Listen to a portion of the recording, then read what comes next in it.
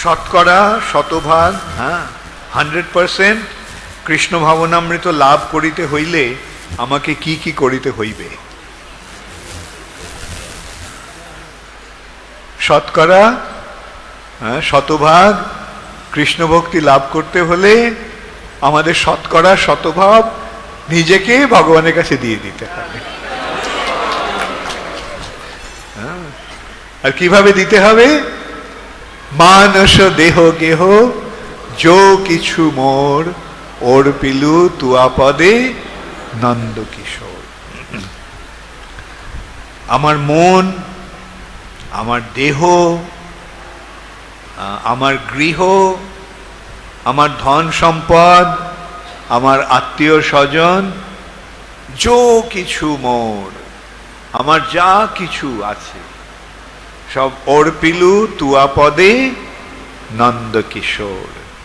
হে নন্দ কিশোর শ্রীকৃষ্ণ, আমি তোমাকে উৎসর্গ করে দিলাম। এখন এটা হয়তো প্রথমেই হয়তো শতকরা শতভাগ নাও হতে পারে, তবে চেষ্টা করতে হবে 100%। বুঝতে পারলে এই প্রশ্নটা কার ছিল? ওকে, হ্যাঁ, ন্যূনতম কিরকম কৃষ্ণ সেবা করলে ভগবানের কাছে ফিরে যাওয়া যায়, ন্যূনতম নয়, সম্পূর্ণভাবে। যেটা আমি বললাম, যদি নিজের জন্য কিছু রেখে দাও তাহলে আবার ফিরে আসতে হবে। সেই রিস্ক নেবে? তাহলে পুরোটাই দিয়ে দাও। হ্যাঁ, মানস দেহ গেহ যো কিছু মোর। এখানে প্রশ্ন আসতে পারে, আমরা তো গৃহস্থ, আমরা সব দিলে কি চলবে? কি করে চলবে? খুব সহজ। বাড়িটা কার? বাড়িটা তোমার না ভগবানের? তো কিভাবে ভগবানের হলো? কিভাবে বাড়িটাকে ভগবানের বাড়িতে তৈরি করবে? বাড়িটাকে ভগবানের মন্দির করে নাও, হ্যাঁ, ভগবানের বিগ্রহ বাড়িতে রেখে বাড়িটা ভগবানের বলে গ্রহণ করো।